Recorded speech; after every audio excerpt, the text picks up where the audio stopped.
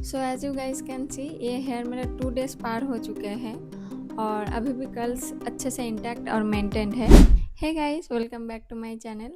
So most of the time मुझे compliment मिलता है मेरे हेयर की वजह से कि मैं इतना अच्छा डिफाइन कर्ल कैसे मेंटेन करती हूँ। आप लोगों में से भी बहुत सारे लोगों ने मुझे कॉम्प्लीमेंट दिया है कि मेरा हेयर बहुत अच्छा दिखता है और मुझे जो फ्रिक्वेंट डीएम्स आते हैं उसका क्वेरीज यही रहता है कि आपका हेयर केयर रूटीन क्या है, आप कैसे अपने कर्ल्स को मैनेज करते हो। आई नो अगर आपका भी वेवी और कर्ली हेयर है तो इसको मैनेज करना बहुत ही हेक्टिक हो जाता है रेगुलर बेसिस पे, लेकिन कुछ इजी स्टेप है, अगर इसको आप एज ए हैबिट बना लेते हो तो फिर गेम इजी हो जाता है। तो चलिए आज मैं अपना हेयर केयर रूटीन और मैं कैसे अपने कर्ल्स को इंटैक्ट रखती हूँ 2-3 दिन तक, इसका मैं सीक्रेट बताती हूँ। So first of all, before we start, do not comb your hair. कुछ भी हो जाए आप अपने बाल को कंघी मत कीजिए अगर आपको ऐसे कर्ल्स इंटैक्ट रखना हो तो। ओके, सो फर्स्ट स्टेप है, जब आप शैम्पू करेंगे अपने हेयर को तब उसको डीप कंडीशनिंग स्टेट में रखना है। मीन्स आपको शैम्पू करने की मिनिमम आधा घंटे पहले हेयर पे ऑयल अप्लाई करना है।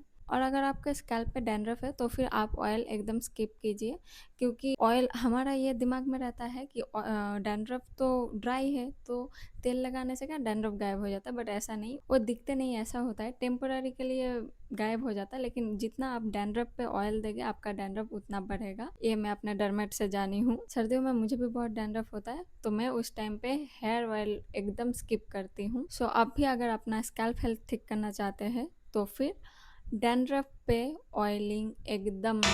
तो उसके बदले में आप क्या यूज़ कर सकते हो, कोई भी हेयर मास्क या कंडीशनर। शैम्पू से पहले, शैम्पू के बाद तो कंडीशनर करते ही है, लेकिन शैम्पू से पहले आपको कोई भी हेयर मास्क या फिर कंडीशनर यूज़ करना मिनिमम 20 मिनट पहले। अब आपको कौन सा शैम्पू या कंडीशनर शूट करेगा ये डिपेंड करता है आपका हेयर पोरोसिटी पे। फॉर एग्जाम्पल, अगर आपका हेयर बहुत ही फ्रीजी है तो मोस्ट ऑफ द टाइम कोई हाइड्रेटिंग शैम्पू बेस्ट रहता है। तो जैसे मैं यूज़ करती हूँ लॉरियल का 6 ऑयल जो शैम्पू कंडीशनर है वो मेरे लिए बहुत अच्छा वर्क करता है, लेकिन मैं रिसेंटली ये लॉरियल का हाइड्रेटिंग शैम्पू यूज़ कर रही हूँ। सो एज आई सेड, आपको शैम्पू के 30 मिनट्स पहले ऑयलिंग कर लेना है। एक मीथ है कि अगर आप हमेशा अपने हेयर पे ऑयल लगा के रखोगे तो आपके हेयर के लिए बहुत अच्छा होता है, लेकिन अकॉर्डिंग टू माई डर्मट वो एग्जैक्टली ऑपोजिट काम करता है, क्योंकि अगर आपका हेयर ऑलवेज ऑयली चिपचिपा रहेगा तो वो मोस्ट ऑफ द टाइम धूल को एब्जॉर्ब करता रहेगा, जिससे कि आपका हेयर बहुत ज़्यादा ग्रीसी हो जाता है। और तो आपको फ्रिक्वेंट शैम्पू यूज़ करना पड़ेगा, वो भी कोई ऐसा शैम्पू जिससे ऑयल रिड्यूस होता है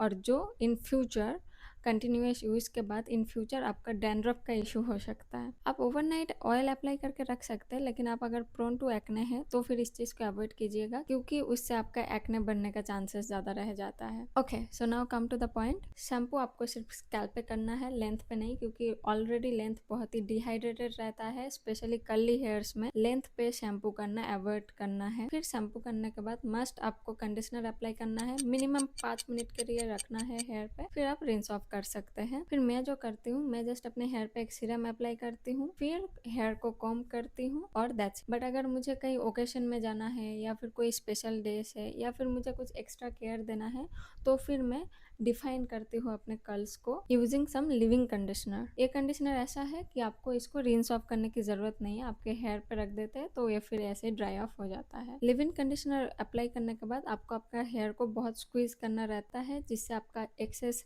प्रोडक्ट और वाटर सब निकल जाता है बालों से। फिर आप उसको कोम्ब कीजिए, जैसा चाहिए ऐसा पार्टिंग कीजिए हेयर को, फिर आप उसको नेचुरली ड्राई कर सकते हो, और अगर आपको जल्दी है तो फिर डिफ्यूजर की मदद से ड्राई कर सकते हो। ये तो हो गया hair care and hair styling. अगर आप अपने कर्ल्स को हेल्दी रखना चाहते हो तो महीने में मिनिमम 2 बार हेयर मास्क यूज करना है, जो आपका हेयर हेल्थ बहुत अच्छा कर देता है। ये कोई भी कर सकता है, स्ट्रेट, वेवी, कर्ली, कोई भी हेयर वाले ये कर सकते। ओके, ये हो गया आपका कर्ल्स डिफाइन करना। अब इस कर्ल्स को लंबे टाइम के लिए इंटैक्ट कैसे रखे उसका टिप्स मैं बताती हूँ। तो आपके कर्ल्स को मेंटेन करने के लिए ये हेयर बोनेट चाहिए रहेगा जो सैटिन का होता है, क्योंकि आप जब सोते हो आप कितना भी स्टाइलिंग कर लो लेकिन आपका हेयर मेसी हो ही जाता है। क्योंकि ये सैटिन का है तो इससे हेयर्स कम घिसते हैं, जिससे आपका कर्ल्स लूज नहीं होता, और बाल एक बार सूखने के बाद आप उसको कोम नहीं करेंगे, और ये रीज़न मैं आपको अभी दिखाती हूँ। So as you can see दोनों साइड के कर्ल्स मेरे इंटैक्ट है, बट अगर मुझे अभी कहीं बाहर जाना है और मैं सबसे पहले ये सोचूं कि बाल बनाना है वो भी कंघी की मदद से, तो फिर आप देखिए क्या डिफरेंस होता है।